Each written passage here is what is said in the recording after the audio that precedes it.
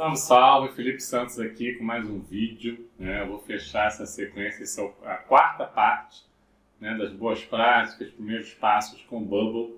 Espero que você esteja curtindo, já tem 3 vídeos aqui publicados no canal. Deixando um disclaimer, eu acabei não comentando nos outros vídeos, mas eu estou compartilhando aqui a vivência dos projetos, um caso real. Só que não é verdade absoluta, ainda tenho, obviamente, uma estrada, estou aprendendo, a gente está sempre aprendendo, então tem algumas ações ali que, de repente, tem outra maneira de fazer, maneira mais otimizada. Fique à vontade para compartilhar também, agregar aqui no comentário e a gente vai aprendendo junto, Isso é importante. O tema de hoje é bem interessante, é algo que também eu estou melhorando, estou aprendendo, é uma novidade essa relação da API. A gente está sempre ou consumindo uma informação de uma outra plataforma ou enviando uma informação também. Essa relação de troca é sempre feita por API. Então aqui nesse projeto eu tenho algumas integrações. A integração é feita com esse plugin, o API Connector aqui do Bubble. E aqui eu tenho as chamadas APIs para alguns serviços, principalmente o da Asas, que é por onde é feito o pagamento. Aqui é um e-commerce, então eu estou aplicando o checkout transparente, com Pix, boleto, cartão de crédito, tokenizando o cartão de crédito e também fazendo o pagamento em parcelas no cartão. Então está bem completinho e também tem aqui uma API desse serviço para poder travar o PDF, É uma API bem documentada também, uma plataforma muito bem estruturada, api.pdf.co. Recomendo, é gratuito até certa parte. Aqui eu consigo definir uma proteção aqui, um PDF sem imprimir, então eu digo para ele que não vai permitir impressão, cadê quality? Impressão falso, tudo falso, não vai te fazer nada, nem. E tem um outro aqui que vai permitir, com print, Aí ele permite passar. Mas eu quero falar aqui do Asas, Demonstrar um pouquinho, é um tema mais técnico, um pouco mais avançado. Realmente tem vários detalhes aqui, mas de uma maneira geral, uma plataforma mais estruturada como o Asas, é importante você fazer uma conta aqui, Sandbox, a conta de teste. Então, criei uma conta de teste. Tem aqui a documentação do Asas. É importante ler, entender. Logo de início aqui, ele já faz um comentário do ambiente de teste. Então, as chamadas de teste têm que ser com essa URL de Sandbox. Se eu for reparar aqui no Bubble, então, com o Sandbox. E aqui em produção. Então, por exemplo, eu tenho algumas ações aqui que a gente chama de endpoint, que é o back-end workflow, o API workflow, para criar um cliente no Asas, para mandar um e-mail de boas-vindas já usando o SendBlue, para mandar um e-mail depois que ele compra. Então, todos esses aqui, ele é um endpoint que você tem, você faz detecta manualmente, ou seja, vai rolar uma ação, tem um gatilho lá na interface, no workflow da página, que aponta para cá. Eu vou mostrar aqui do cliente, por exemplo, mas chega uma hora no checkout que eu disparo um back-end workflow, que é o Asas cliente, para ele criar, aquele usuário, ele vai criar conta no Asas para ele poder fazer o pagamento. Se não tiver o cliente, o checkout não acontece. Então, só para mostrar aqui o processo do início, se eu for aqui na página de checkout, aqui ele faz o usuário, mas é aqui, ir para o pagamento. Eu deixei, acho que é a melhor prática, eu deixei porque o usuário ele pode fazer várias ações e de repente não completar. Então, nesse workflow aqui, quando ele vai para o pagamento, Então faz aqui as mudanças no usuário ali do processo. E aqui ó, tem o schedule API que for o asas, né? Então aqui eu criei lá aquele endpoint, tudo a mesma coisa. Backend flow, endpoint, eu criei com o usuário, né? Com o campo usuário, que eu envio o usuário aqui e para correr nesse tempo, né? Na hora. Ele só vai realizar isso se, né, o usuário atual, né, o ID asas está vazio, porque de repente ele já é um usuário da plataforma, ele já comprou, então se ele já comprou, não precisa fazer outro cadastro. Então aqui no back-end, como é que isso funciona? Eu só consigo mandar o usuário atual, né, que está fazendo a compra, porque quando eu criei aqui o endpoint, eu defini, né, ele vai detectar manualmente, eu criei um campo, aqui pode ser qualquer nome, e aqui tem todas as tabelas, até os option sets estão aqui também, se eu não me engano. Cadê? Os option sets, né? Todas as tabelas aqui disponíveis para você usar.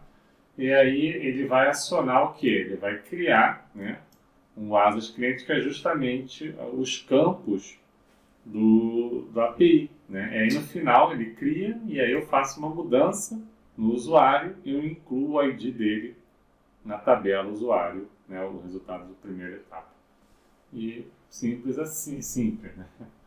Esse aqui é um exemplo. Então voltando aqui ao plugin, se você está implementando pela primeira vez, é interessante sempre utilizar ferramentas como essa, né, do Postman e Webhook. O Webhook ele já é, porque todos esses que você cria um endpoint, aqui com a detectação manual e você cria aqui um campo que você vai usar, por exemplo, aqui para criar um cliente eu preciso do usuário, aí eu crio o endpoint manual com o usuário. O e-mail de boas-vindas também, quando a pessoa se cadastrou, eu já tenho um usuário e eu consigo disparar um schedule, né, uma ação agendada para, usando o SendBlue, enviar um e-mail. O e-mail de compra, já a informação que eu tenho, que eu preciso não é o usuário, já é o carrinho. Então, ele terminou de fazer o checkout, recebi a informação que a compra foi aprovada, e aí, com essa informação aqui, eu consigo identificar, né, o item carrinho. Na tabela carrinho eu tenho o usuário também, então eu pego no item carrinho o usuário, o e-mail dele, no item carrinho o usuário, o nome dele, e aqui também até a nota. Então eu já mando no assunto ali que a compra foi aprovada com a fatura tal, né? Então ele recebe isso aqui. E aqui eu tenho, aqui já não é uma detectação manual. Esse aqui já é um webhook, porque aqui, na verdade, eu não estou enviando, porque todos esses aqui eu estou enviando, né? Tudo tipo post, né? Eu estou enviando informação para outra plataforma, para o Asas, para o SendBlue, aqui para essa plataforma do PDF, ele vai criar aqui o PDF bloqueado. Eu faço a mudança aqui, né? O item carrinho, para mim, ele é o que eu guardo. É o que serve para validar, né, que aquele item foi comprado, a compra foi aprovada. É o que vai ficar no perfil do usuário para ele poder baixar o que ele comprou de livro digital. Então, o item carrinho é o eixo central ali do checkout, do fluxo de pagamento. E aqui a gente tem um exemplo de webhook, que aí, na verdade, é o Asas me informando o que está acontecendo com aquela cobrança. Ele realiza a cobrança e isso volta. E ele volta de que maneira?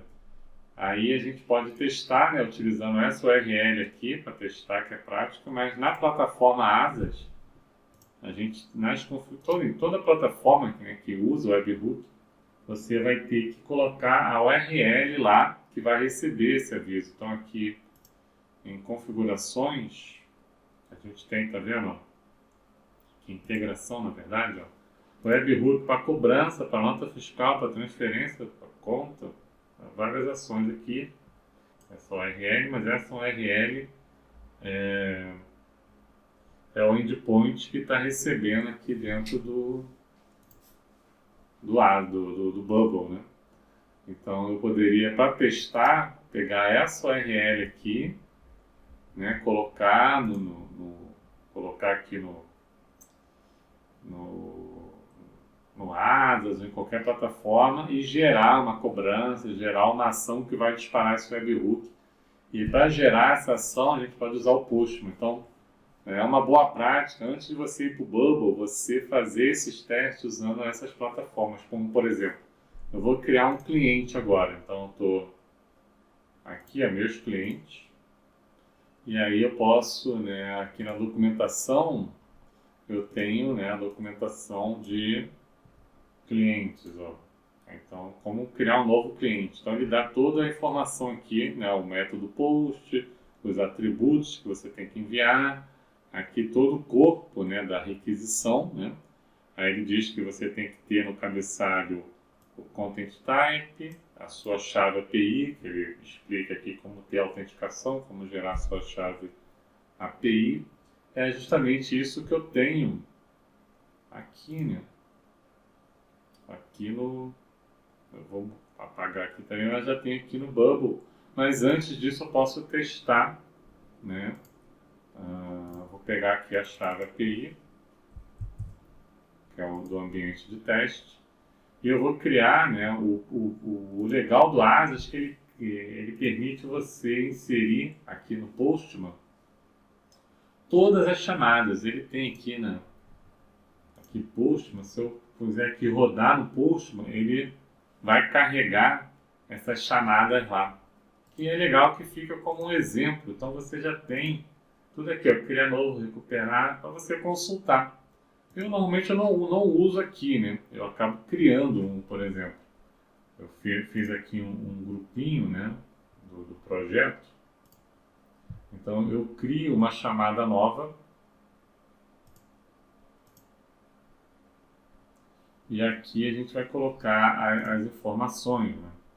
Por exemplo, aqui no cabeçalho, eu posso ir colocando o que ele pede lá, que aqui tá... Ele acaba deixando visível, mas vamos lá fazer junto aqui, ó.